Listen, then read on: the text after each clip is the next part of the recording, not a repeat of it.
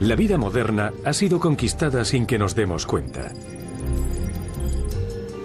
Mientras buscamos el amor, compramos en Internet, recorremos el mundo e incluso mientras salvamos vidas hay unas instrucciones detalladas que operan en silencio y en segundo plano. Los algoritmos están en todas partes.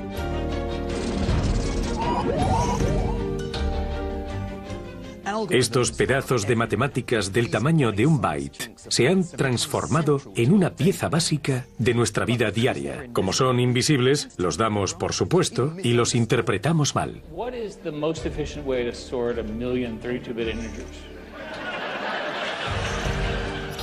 Son el secreto del mundo digital y muchas más cosas. Hoy os enseñaré algunos de mis algoritmos favoritos para que veáis de dónde vienen. Los algoritmos son antiguos. ¿Cómo funcionan? El reto consiste en encontrar la ruta más corta. Son las instrucciones básicas que usaríamos Antes de volver al punto de partida. ¿Y qué podrían hacer en el futuro? ¿El algoritmo se escribe a sí mismo? ¿Eso es? ¿Y cómo no podríamos vivir sin ellos? Cuando hacemos una tarta, estamos siguiendo un algoritmo. Como matemático me apasionan los algoritmos. Además de resolver magníficamente los problemas, poseen una belleza peculiar que conecta con el orden matemático que subyace en el funcionamiento del universo. Bienvenidos al extraño y maravilloso mundo de los algoritmos. Mi vida es un algoritmo. Casi todos llevamos encima uno de estos. Y habréis notado que cuando sacáis una foto con el móvil, se dibuja un cuadro alrededor de las caras, así. Es el resultado de un algoritmo especial de detección de caras que nos ayuda a enfocar las caras en las fotos.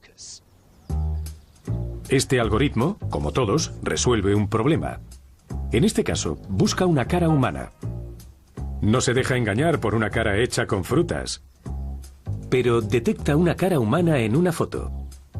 ¿Cómo lo hace? Básicamente, los algoritmos no son más que una serie de instrucciones detalladas. Este funciona escaneando metódicamente la imagen en busca de 4 patrones abstractos concretos asociados a una cara.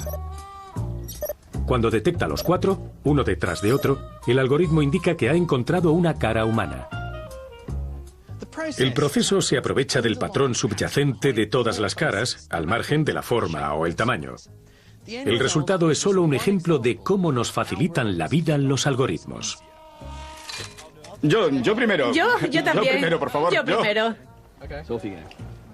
Solemos asociar los algoritmos a los ordenadores, los teléfonos inteligentes e Internet, pero no son exclusivos del mundo tecnológico. Soy profesor de matemáticas en la Universidad de Oxford y uno de mis mayores placeres es mantener intrigados a los alumnos. Cogeré 3. Yo 1. Se trata de un juego matemático con un bote lleno de bombones y un pimiento rojo picante.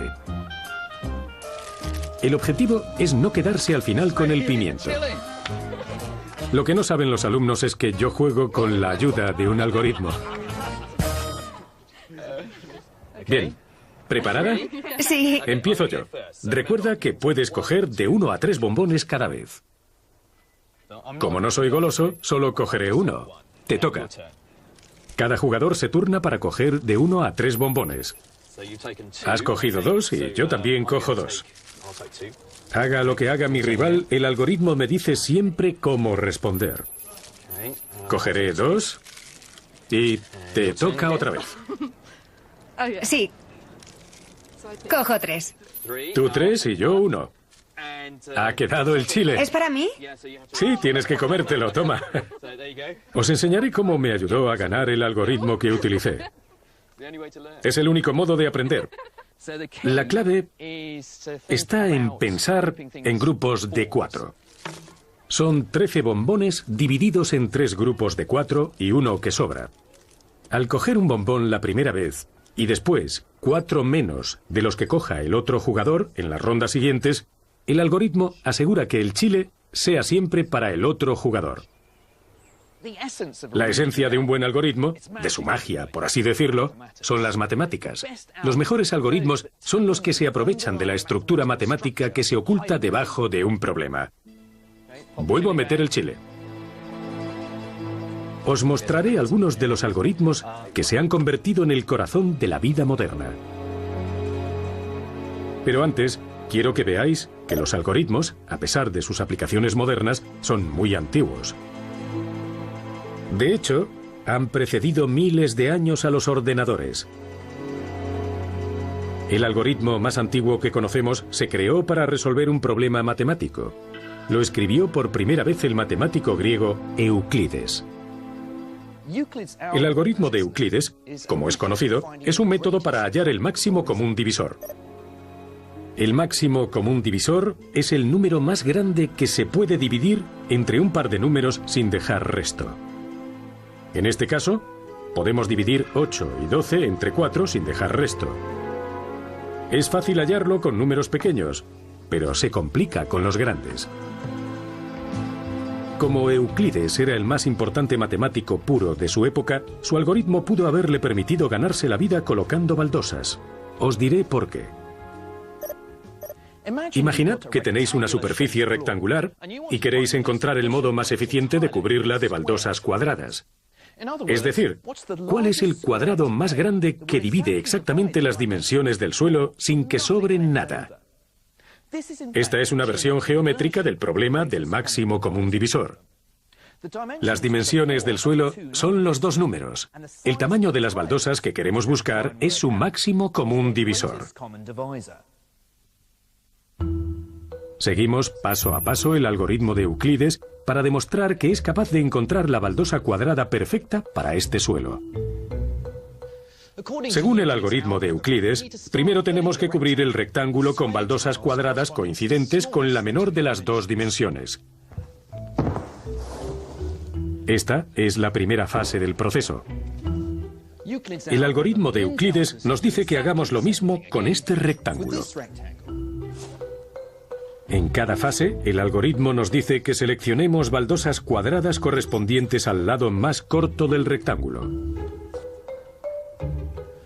Esta vez, nuestras baldosas cuadradas encajan perfectamente y no hay espacio sobrante. Mis baldosas miden 15 por 15. El algoritmo de Euclides nos dice que el máximo común divisor de 150 y 345 es 15. No os sugiero que utilicéis el algoritmo de Euclides cada vez que tengáis que colocar baldosas, pero es extraordinario que con este sencillo método escalonado encontremos la distribución perfecta, sean cuales sean las dimensiones del suelo.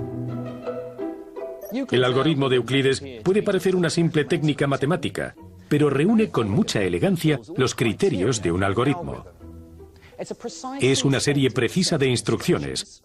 Es un procedimiento siempre finito y está demostrado que funciona en todos los casos. El poder de los algoritmos es que no tienes que reinventar la rueda cada vez. Son soluciones generales a los problemas. Una verdad que se aplica tanto a los algoritmos antiguos como a los modernos. En 1998, en este garaje de Menlo Park, California, se creó una pieza importante de la historia de los algoritmos. Dentro, dos estudiantes de doctorado de la Universidad de Stanford, Larry Page y Sergey Brin. Su objetivo era crear un motor de búsqueda que encontrase las cosas con eficiencia en Internet. Fueron los humildes comienzos de Google. Pero Google no sería Google de no ser por el algoritmo que crearon Larry y Sergey, PageRank.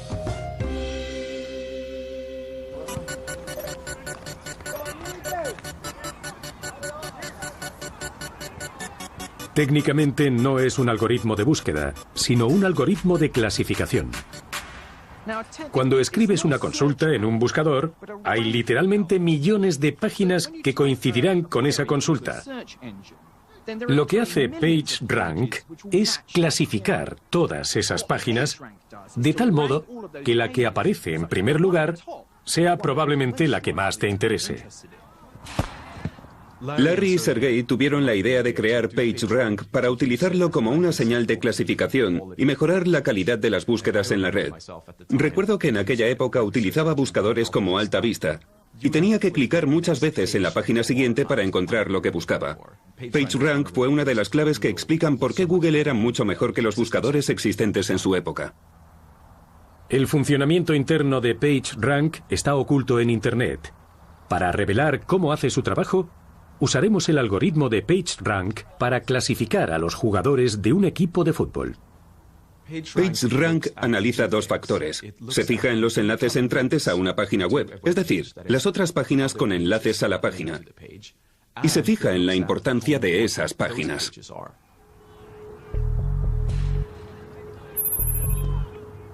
En nuestra demostración, para demostrar la inteligencia del algoritmo PageRank, los jugadores del equipo son las páginas web y los pases entre ellos son los enlaces. Los datos para el algoritmo. De modo genérico, el algoritmo PageRank asigna una clasificación más alta a un sitio web que tenga muchos enlaces procedentes de otros sitios web. En el caso del fútbol, si un jugador consigue más pases que sus compañeros, estará clasificado más arriba. Pero no es tan sencillo porque el algoritmo PageRank da mayor valor a un enlace procedente de un sitio web que tenga, a su vez, una clasificación alta. Así, el pase de un jugador popular vale más que el pase de un jugador que casi no participa en el juego. Aquí tenemos una visualización del algoritmo. Las estadísticas son el ranking actual de los jugadores, la salida del algoritmo. Cada vez que hay un pase, se actualizan los rankings. Cuando Google utiliza este algoritmo, solo cambia una cosa: los datos. En lugar de pases, usa enlaces web. Fijaos en que la importancia de una página depende de la importancia de las páginas que se enlazan con ella. Esto implica que tienes que calcular PageRank para todas las páginas al mismo tiempo. Tienes que repetir el cálculo porque cada vez actualizas la importancia de todas las páginas. Y eso, a su vez, modifica la importancia de las páginas con enlaces a esas páginas.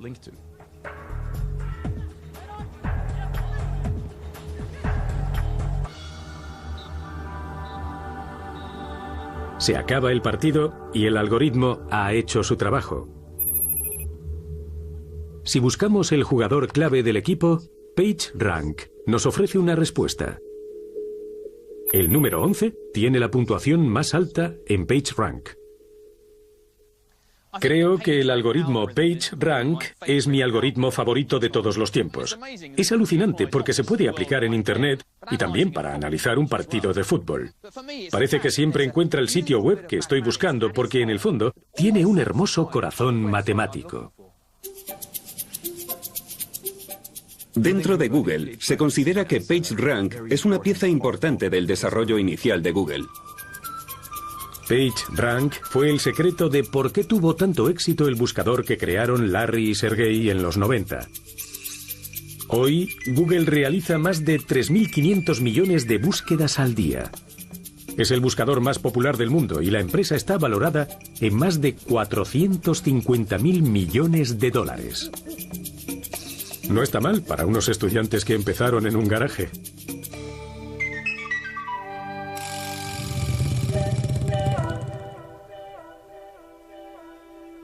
Los algoritmos son recetas explicadas paso a paso. Para elaborarlos se necesita una gran creatividad e ingenio, pero usarlos solo es cuestión de seguir las instrucciones. Por eso los algoritmos son perfectos para los ordenadores. Los ordenadores son solo máquinas. Realizan tareas repetitivas a una velocidad descomunal, extraordinaria.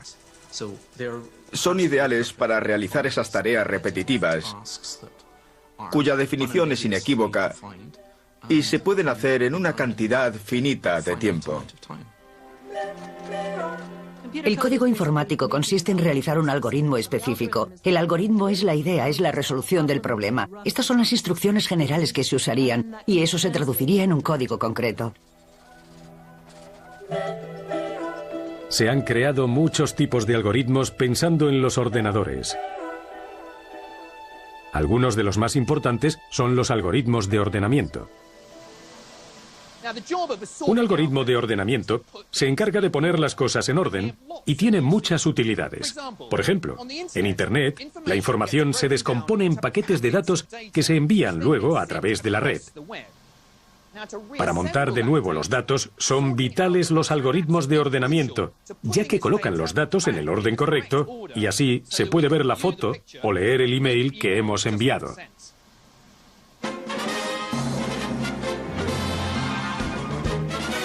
Esta es la System Development Corporation, en California. Está considerada la primera compañía de software informático del mundo. Fue aquí, en 1963, donde dos científicos informáticos redactaron uno de los algoritmos de ordenamiento más famosos de la historia. Se conoce como ordenamiento de burbuja. Veamos un ejemplo práctico de ordenamiento de burbuja en el que se ordenan bloques en lugar de números. Recibió ese nombre porque con cada vuelta del algoritmo, el objeto más grande sin ordenar sube como una burbuja. Al igual que en los otros algoritmos vistos, hay un método en esta locura.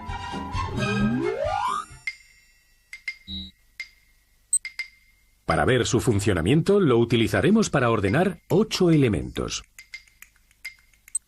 El algoritmo de ordenamiento de burbuja toma los objetos a pares y los cambia de posición si no están en el orden correcto. Empezaremos en este extremo e iremos subiendo. Tomo estos dos y como el orden no es el correcto, los intercambio. Paso al siguiente par y como están en el orden correcto, los dejo como están. Tomo este par y como el orden no es el correcto, los intercambio. Seguimos haciendo lo mismo.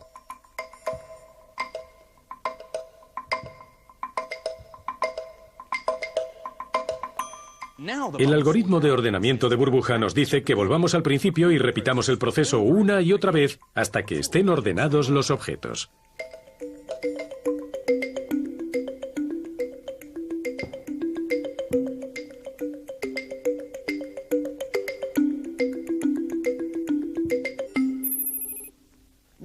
El algoritmo se detiene cuando no hay pares que intercambiar.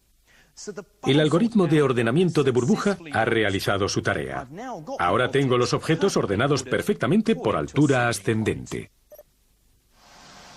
Este algoritmo es elegante, sencillo y directo. Pero cuando se trata de ordenar a gran escala, por ejemplo, grandes cantidades de datos, podría haber algoritmos más adecuados.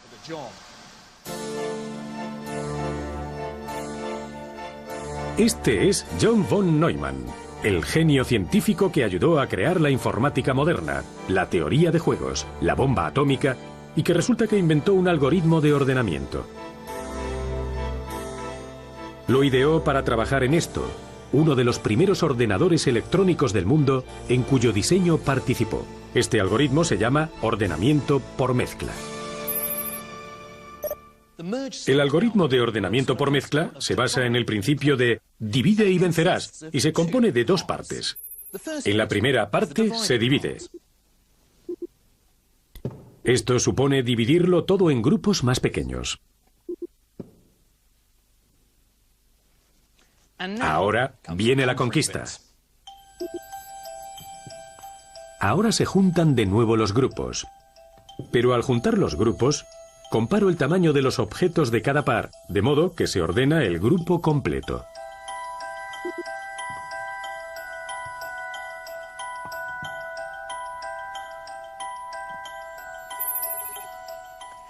El algoritmo de ordenamiento por mezcla podría parecerse al de ordenamiento de burbuja, pero lo que lo distingue es que es mucho más rápido con un número elevado de objetos.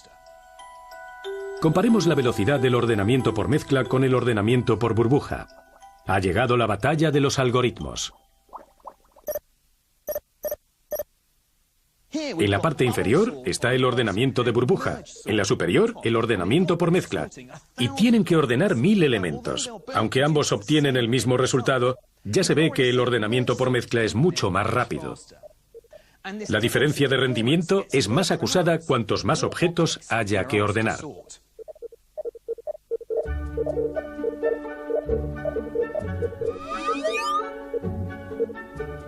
What is the most efficient way to sort 1,000,000 32-bit integers?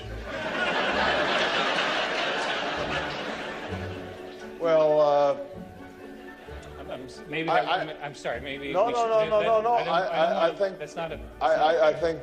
think the bubble sort would be the wrong way to go. Come on. Who told him this?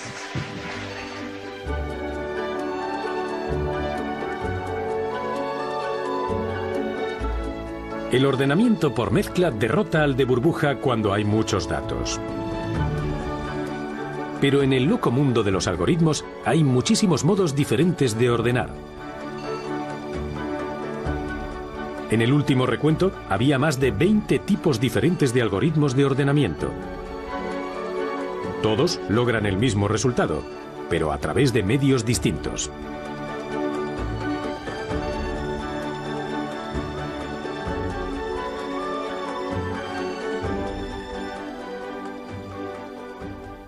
Está el ordenamiento de burbuja, el de mezcla. Por inspección.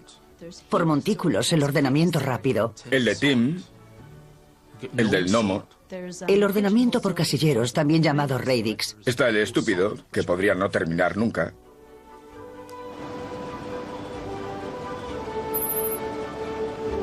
No podemos decir cuál es el mejor algoritmo de ordenamiento. Cada uno tiene sus pros y sus contras. Cuál de ellos se use depende de las características del problema. Lo mejor de estudiar algoritmos es tratar de alcanzar soluciones que sean lo más elegantes y eficientes posible. El ordenamiento de burbuja a mí me parece muy bonito. El de mezcla también. No podríamos vivir sin ellos. Este tipo de algoritmos pone orden en el mundo.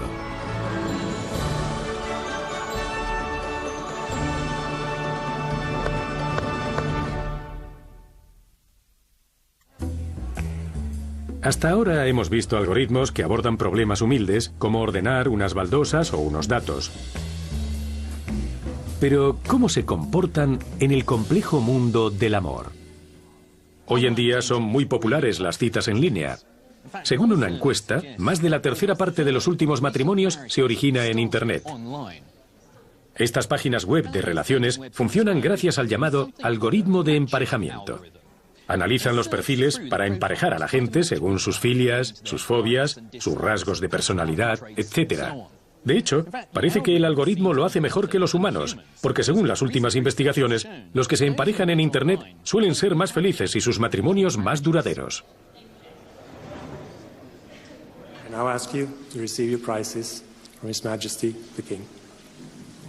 Los algoritmos de emparejamiento tienen mucho de qué presumir.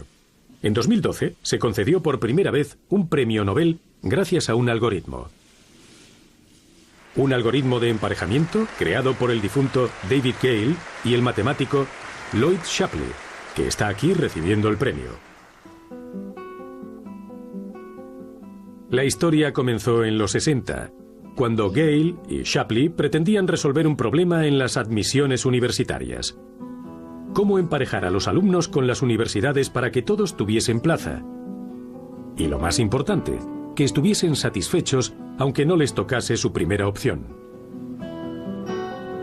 Lo bautizaron como el problema del matrimonio estable. El problema del matrimonio estable reza así. Supongamos que hay 4 mujeres y 4 hombres que quieren casarse. Han ordenado a sus parejas por orden de preferencia. Por ejemplo, la reina de corazones tiene como primera opción al rey de tréboles, como segunda opción al rey de diamantes y como última opción al rey de corazones. El objetivo es hacer de Cupido y emparejar a reyes y reinas de tal modo que todos acaben emparejados y, sobre todo, con matrimonios estables. Un matrimonio estable supone que los reyes y reinas no consiguen necesariamente su primera opción, sino la mejor que haya disponible.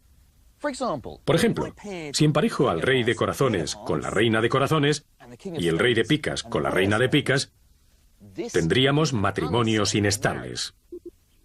Porque al rey de picas no le gusta la reina de picas, prefiere la reina de corazones. A la reina de corazones no le gusta el rey de corazones, prefiere el rey de picas. Estos dos huirían de este emparejamiento. Donde hay un problema, aparece siempre un algoritmo. En 1962, Gale y Shapley idearon el algoritmo ganador del premio Nobel. Una receta detallada que siempre obtiene matrimonios estables.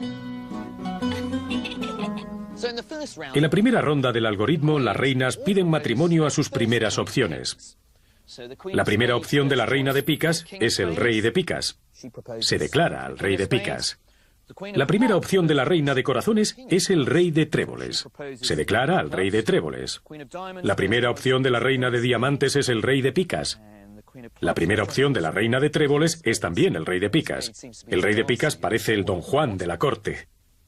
El rey de picas tiene 3 proposiciones. Elige su reina más popular, que es la reina de diamantes, y rechaza a las otras 2. Tenemos 2 compromisos provisionales y 2 rechazos. Ahora eliminamos las primeras opciones de las reinas rechazadas y pasamos a la segunda ronda. La reina de picas se declara al rey de diamantes y la reina de tréboles se declara al rey de tréboles. Ahora, el rey de tréboles tiene 2 proposiciones y se inclina por la reina de tréboles. Rechaza a la reina de corazones, que era su compromiso provisional en la primera ronda del algoritmo, y tenemos que volver a empezar. En cada ronda las reinas rechazadas se declaran al siguiente rey de su lista, y los reyes siempre se inclinan por la mejor proposición que llegue. En esta ronda del algoritmo, ella se declara al rey de corazones, y por fin están todos emparejados, reyes y reinas, y todos los matrimonios son estables. El algoritmo de Dale y Shapley se utiliza en todo el mundo. En Dinamarca para distribuir a los niños en las guarderías. En Hungría para emparejar alumnos y colegios. En Nueva York para asignar sinagogas a los rabinos. En China, Alemania y España para asignar universidades a los estudiantes. En el Reino Unido se ha desarrollado un algoritmo de emparejamiento que ha salvado algunas vidas.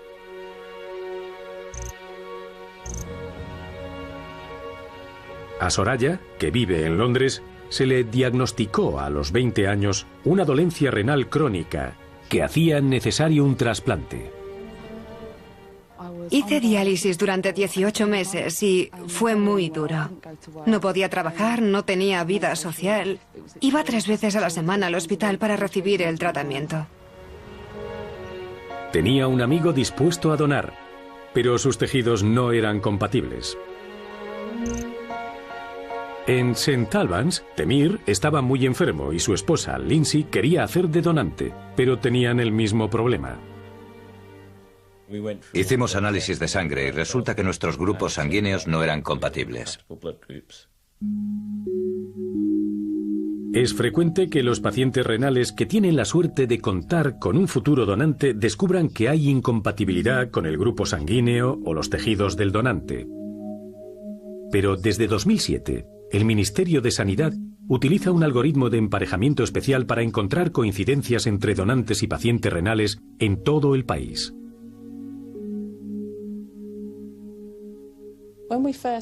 Cuando abordamos este problema, subestimamos su complejidad. Empezamos con intercambios entre 2 parejas, algo muy sencillo. Pero pronto se hizo evidente que necesitábamos una solución más compleja. Me puse en contacto con Rachel Johnson, del servicio de trasplantes, y nos pusimos a diseñar algoritmos que permitiesen intercambios entre 3 parejas, no solo entre 2 parejas.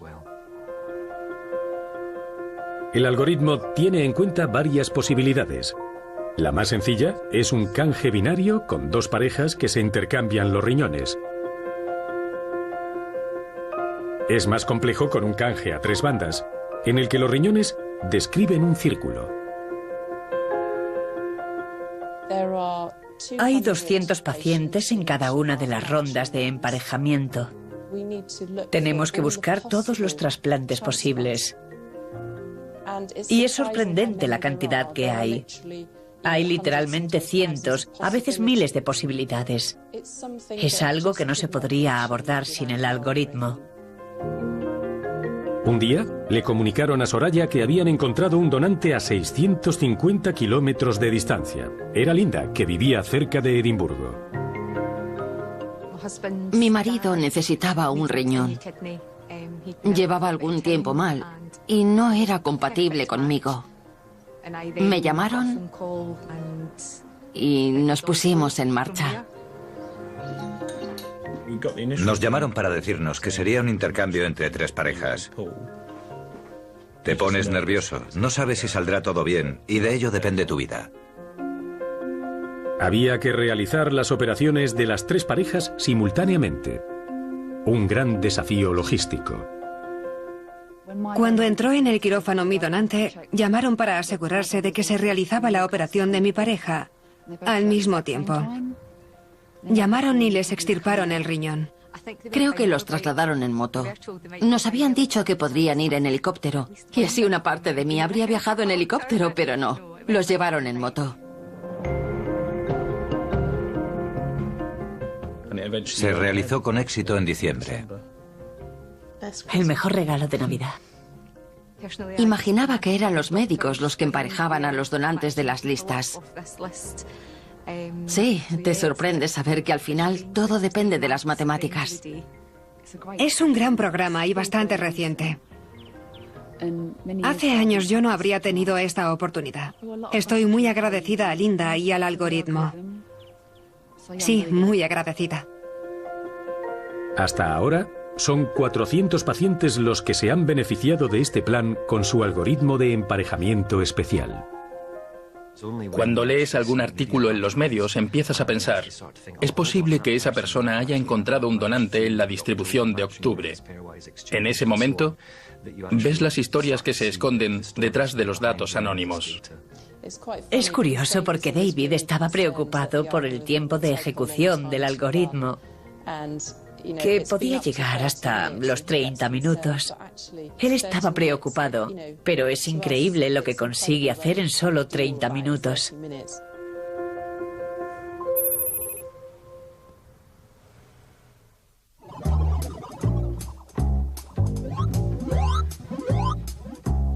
Hasta ahora, hemos visto algoritmos capaces de logros extraordinarios. Desde resolver problemas matemáticos abstractos hasta ayudarnos a encontrar cosas en Internet. La clave de todos estos algoritmos es su velocidad. Un buen algoritmo tiene 2 características importantes. Una, que sea correcto, y cuando ves que es correcto, que se ejecute rápidamente. No sirve de nada un algoritmo que tarde una vida en ejecutarse si necesitas el resultado mañana. El algoritmo de detección facial es un ejemplo de algoritmo eficiente.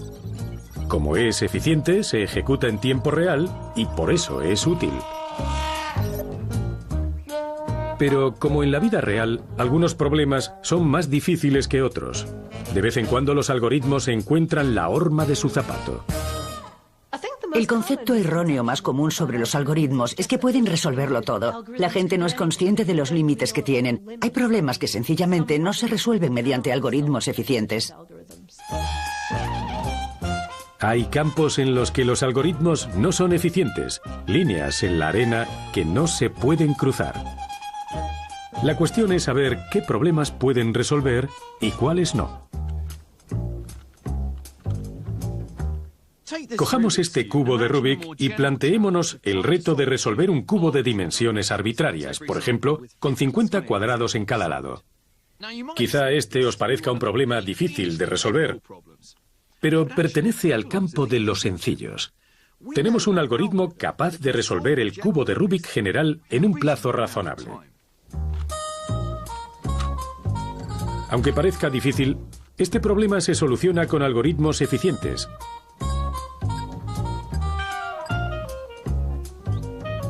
Sin embargo, hay otro que no tiene solución.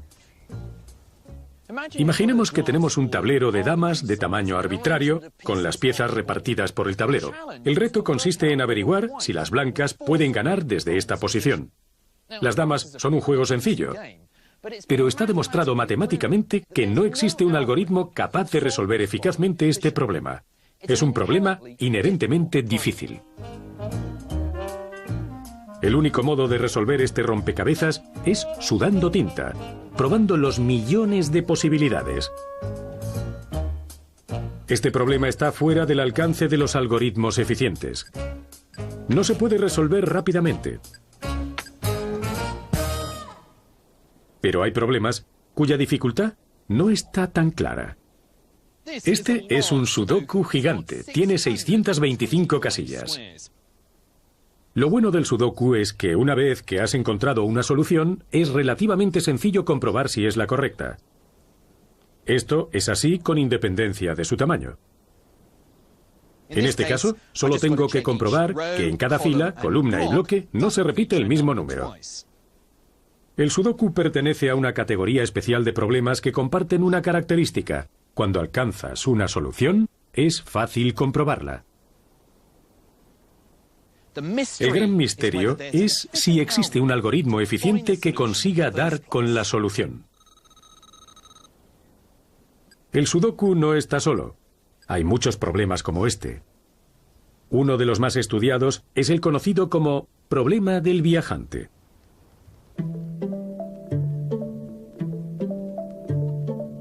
Un viajante va de casa en casa, de ciudad en ciudad, vendiendo de todo: cepillos, aspiradoras y doble acristalamiento. Parece un trabajo sencillo. Pero todos los viajantes se enfrentan a la misma pregunta: ¿cuál es la ruta más corta? Es un problema tan importante que el Instituto Clay de Matemáticas ha ofrecido $1 millón al que descubra un algoritmo eficiente o demuestre que no existe ninguno. El problema del viajante reza así. Imaginemos que somos viajantes y tenemos que visitar una lista de ciudades representadas por los puntos rojos. El reto consiste en encontrar la ruta más corta que pase por cada ciudad una vez antes de volver al punto de partida. Quizá penséis que lo mejor es tener en cuenta todas las rutas. Así.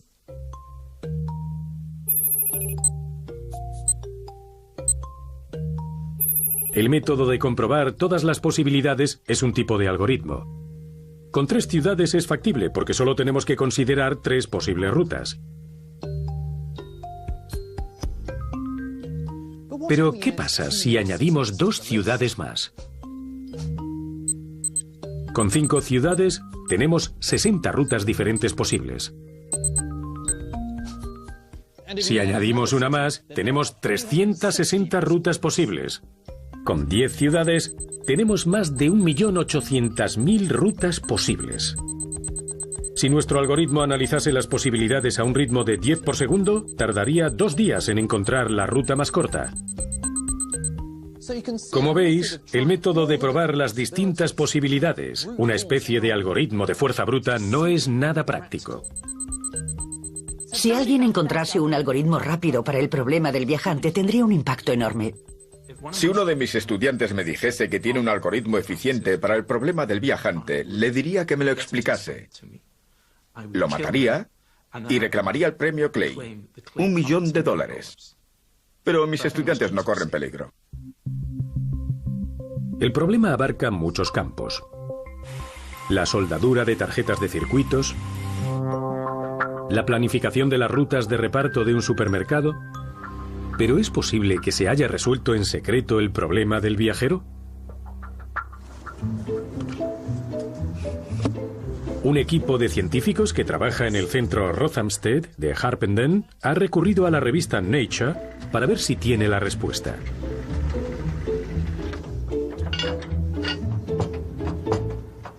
Han puesto en marcha un complejo experimento para estudiar cómo soluciona una abeja el problema del viajante. Las abejas tienen que recoger néctar para aprovisionar la colmena. Visitan cientos de flores en cada viaje. Lo que quieren es encontrar una ruta eficiente para recorrer todas las flores a su disposición. La humilde abeja se enfrenta a su particular problema del viajante. Las flores son las ciudades y la abeja es el viajante. Cada abeja sale a recolectar varias veces al día. A lo largo de un día, ayuda mucho a utilizar la ruta más eficiente posible. Queremos averiguar qué reglas utilizan exactamente para reducir las posibilidades. Joe ha dispuesto 5 comederos que hacen de flores. En cada comedero hay néctar suficiente para hacer que la abeja tenga que pasar por los 5 para tener el estómago lleno. ¿Cómo sabremos por dónde va? Para eso usamos un radar armónico. Mientras da vueltas, emite una señal de radar. Le hemos colocado una antenita a la abeja que recoge la señal del radar. Y así sabremos con precisión el recorrido que hace la abeja en el campo. ¿Cómo aborda la abeja el problema del viajante? ¿Listo? Sí, ya los tenemos.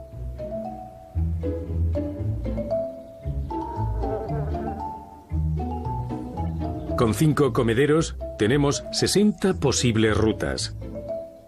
La más corta es la perimetral. Este mapa térmico nos muestra la ruta que sigue una abeja. Al principio simplemente comprueba la posición de los comederos.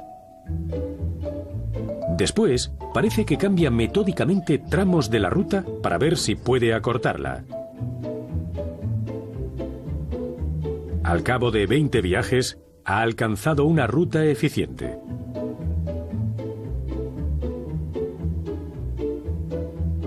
Esta ruta no es siempre la más corta, pero para la abeja es lo bastante buena. Es alucinante que después de unos cuantos intentos haya encontrado una ruta lo bastante eficiente para la recolección. Sí, así es. No pueden perder días, meses o años probando todas las posibilidades. Tienen que encontrar rápidamente una ruta que repetir una y otra vez para que la recolección sea eficiente. Fantástico. La abeja ha pasado a ser mi insecto preferido. Tiene corazón de matemático. Sin duda. Seamos sinceros. No les darán el $1.000.000 a las abejas. No han resuelto milagrosamente el problema del viajante porque no encuentran siempre la ruta más corta. Pero su algoritmo es una aproximación inteligente. En matemáticas, eso se llama heurística. Son los algoritmos eficientes que no encuentran la solución perfecta, pero que se aproximan todo lo posible.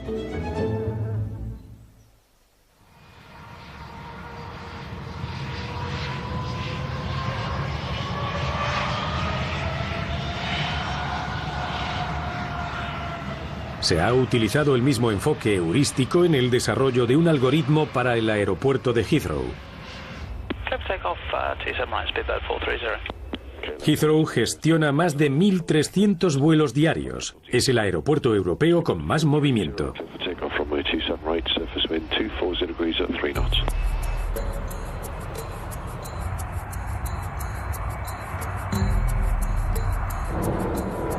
El reto del control del tráfico aéreo es maximizar el número de naves que salen cada hora y asegurar el funcionamiento eficiente y seguro del aeropuerto.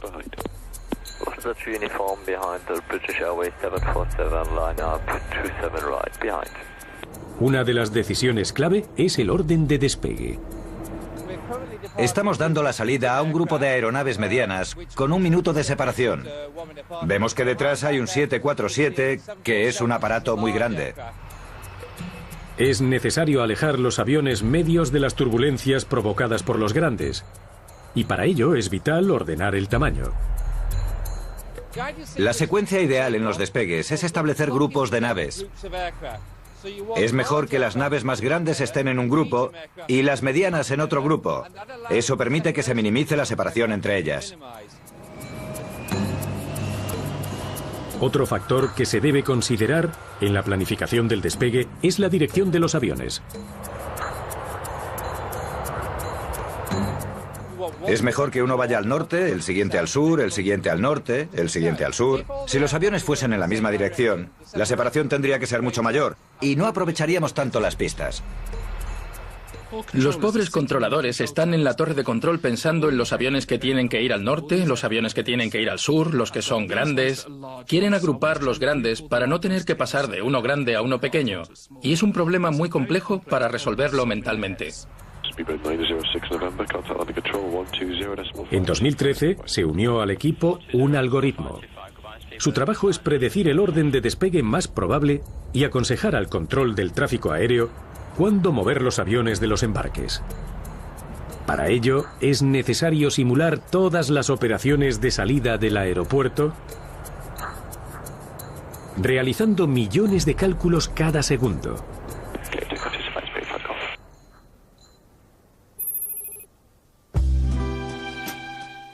El algoritmo funciona prediciendo en qué orden deben despegar los aviones. Si se sabe el orden de despegue, se puede ir hacia atrás y decir, si tiene que despegar a esta hora, es necesario que se ponga a la cola en la pista a esta hora. Para ello, tiene que echarse a rodar a esta hora y es necesario iniciar la operación de arranque a esta hora. Y para ello hay que finalizar la operación de remolque a esta hora y hay que ponerla en marcha a esta hora. Hace todo el recorrido desde la hora de despegue hasta la hora de iniciar el remolque.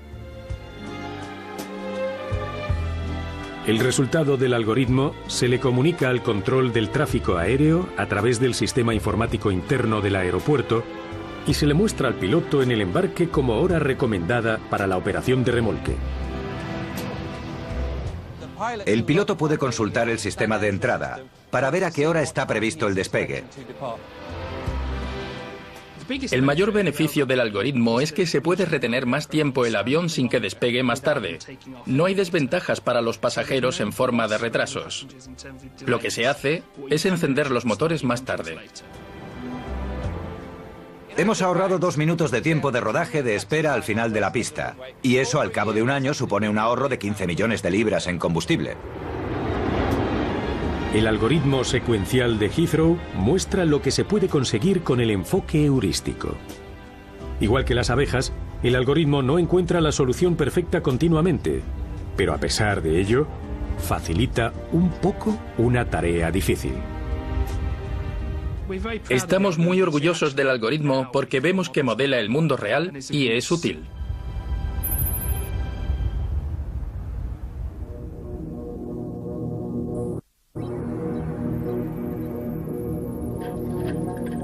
Al principio, los algoritmos los creaban los matemáticos para los matemáticos.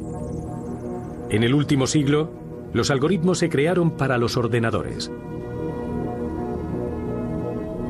Pero es posible que nuestra relación sufra una revolución extrema.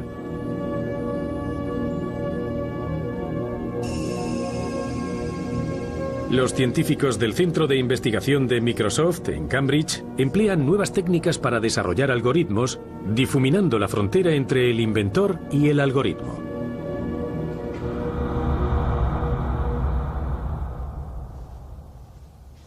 Este es el algoritmo de seguimiento corporal Kinect.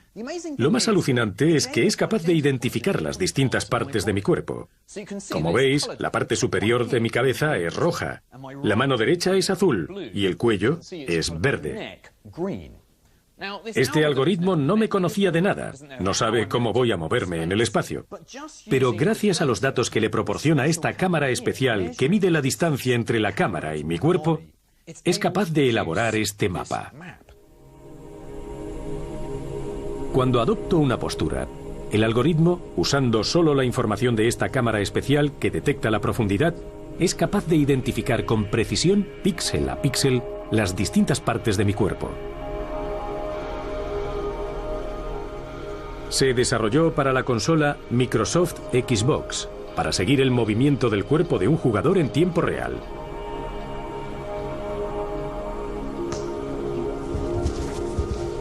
Pero tan excepcional como el resultado del algoritmo es su proceso de creación, como nos explica Jamie Shotton.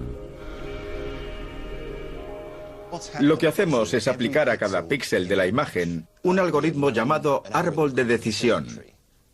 Un árbol de decisión es como un juego de 20 preguntas. El árbol de decisión coge un píxel, digamos que de mi mano, y dice, vale, voy a pintarlo de azul porque está en la mano, no en el cuerpo. Sí, la clave de un árbol de decisión es que las 20 preguntas que se hace no son las mismas para todos los píxeles que tratamos de clasificar. El conjunto completo de preguntas posibles que se pueden contestar es exponencial. Es de 2 elevado a 20. Es más de 1 millón de preguntas. Tendrían que programar muchísimas preguntas. Sí, nos llevaría demasiado tiempo y habría demasiados errores para programarlo manualmente un ser humano. ¿Entonces el algoritmo se escribe a sí mismo? Exacto. El algoritmo no lo creó Jamie. Lo creó un proceso denominado aprendizaje automático. Se sometió al algoritmo a un aprendizaje mostrándole millones de imágenes de cuerpos en distintas poses y de diversas formas y tamaños, desde muy gordos a muy delgados, desde muy bajos a muy altos. Y de ahí, el algoritmo aprendió a través del ejemplo y diseñó sus propias reglas. Nuestra inteligencia como diseñadores del sistema no se ve en la programación del algoritmo mismo, sino en el diseño de los datos de aprendizaje establecidos para captar todas las variaciones que esperamos ver cuando empleamos este sistema en el salón para jugar. Entonces, ¿saben lo que está haciendo realmente el algoritmo? Percibimos lo que trata de hacer y cómo funciona aproximadamente, pero no sabemos exactamente qué es lo que ocurre. Se ha empleado el mismo enfoque de aprendizaje automático con otras aplicaciones. Por ejemplo, este algoritmo es capaz de hacer algo que durante mucho tiempo se consideró una habilidad exclusiva de los neurocirujanos y los radiólogos. A partir de una tomografía, el algoritmo puede identificar y situar un tumor cerebral en 3 dimensiones. Una tarea que llevaba 1 hora se hace ahora en cuestión de minutos. Chris Bishop pretende llevar más allá el concepto de aprendizaje automático para crear algoritmos capaces de aprender, igual que nosotros, a partir de la experiencia directa. Esta demostración ilustra el rumbo que tomarían los algoritmos en los próximos años. Aquí veo un montón de películas. ¿Qué hará el algoritmo? Son unas 200 películas de las más vistas. Y lo que hará será aprender a partir de tus gustos y aversiones personales. Ya está entrenado. Es un algoritmo de aprendizaje automático en segundo plano. Ya cuenta con los datos de unas 10.000 personas. Lo que hará ahora será aprender a partir de tus preferencias. De momento no sabe nada de ti. Las películas están colocadas en la pantalla al azar. Lo que debes hacer es seleccionar una que te guste o no te guste. Si te gusta, la arrastras hasta la parte verde. Y si no te gusta, la arrastras hasta la parte roja. Vale, siempre me ha gustado Rushmore. ¿Te gusta Rushmore? Bien. Lo que pasa ahora es que si una película está en el lado derecho, cerca de la parte verde, es muy probable que te guste. Bien. Las que están cerca de la parte roja, es muy probable que no te gusten. Las del medio están en un 50%, no lo sabe. Si elijo una película que está en el medio, por ejemplo, Austin Powers, no me gusta mucho y la arrastro. Como ves, empiezan a moverse hacia los lados, están cogiendo más confianza. Sí, y lo hace bastante bien, porque me gusta mucho Teléfono Rojo. ¿Sí? Me apasiona Woody Allen. Ahora cree que me gusta Spinal Tap. Esto es curioso. Cuando estaba seguro de que te gustaría, y tú lo corroboraste, no hubo mucho movimiento porque no aprendió demasiado de los datos. Cuando estaba seguro de que te gustaría, como Spinal Tap, y dijiste que no, hubo un gran cambio. Está aprendiendo cosas de mí. ¿Estoy cambiando el algoritmo a medida que interactúo con él? Exacto. Kinect se preparó en el laboratorio y está completo. Pero el algoritmo sigue adaptándose y evolucionando toda su vida. Cuantas más películas valores positiva y negativamente, mejor te conocerá y mejores recomendaciones podrá hacerte. Este algoritmo empieza a parecer más humano por su forma de interactuar con el mundo. ¿Tu objetivo es elaborar algoritmos que imiten el modo en que nosotros nos enfrentamos al mundo? Exacto. Es un paso en el largo camino para crear máquinas que sean tan capaces como el cerebro humano. Es un trayecto muy largo, pero este es un pequeño paso en esa dirección, porque está fijo, está aprendiendo continuamente, igual que nosotros aprendemos toda la vida.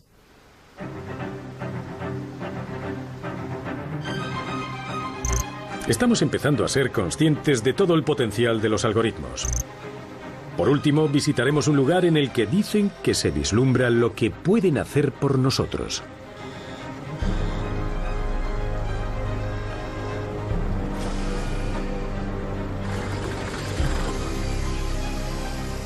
Es un mundo en el que casi todo está automatizado, en el que el control es de los algoritmos.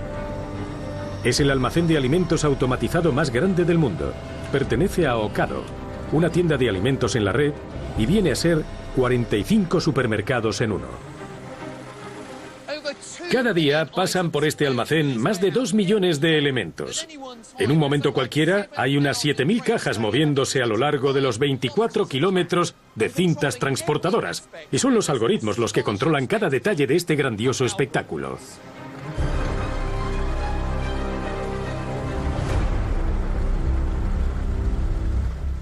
Cada una de estas cajas rojas forma parte del pedido de un cliente y puede ir de aquí para allá en busca de otros elementos en el almacén hasta que está completo el pedido. Se carga en una furgoneta y se reparte gracias a un sistema que en ciertos aspectos resuelve el problema del viajante. Veo que se toman decisiones en todas partes. Una caja roja va por aquí y luego por allí. La complejidad subyacente está fuera del alcance de la mente humana, no puede solucionarla. Y ahí es donde intervienen los algoritmos, que son técnicas de resolución de problemas para superar los retos.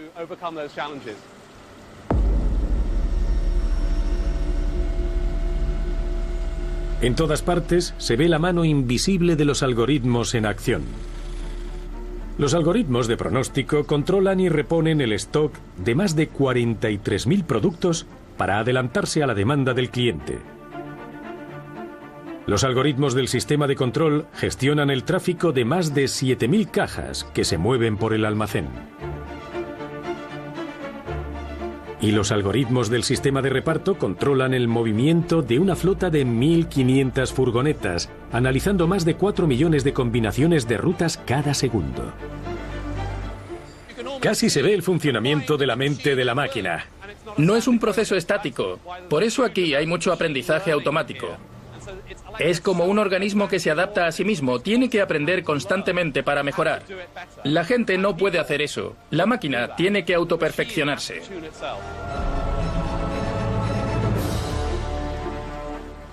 ¿Quién dirías que tiene el control último de todo? Al final el control lo tienen los algoritmos. Me dan sofocos algorítmicos al ver algo tan extraordinario. En cierto modo, este almacén es un microcosmos del mundo moderno. Los algoritmos lo mueven todo, desde los buscadores de Internet hasta la navegación por satélite, pasando por la seguridad de las tarjetas de crédito. Nuestro mundo no funcionaría sin el poder de estos algoritmos.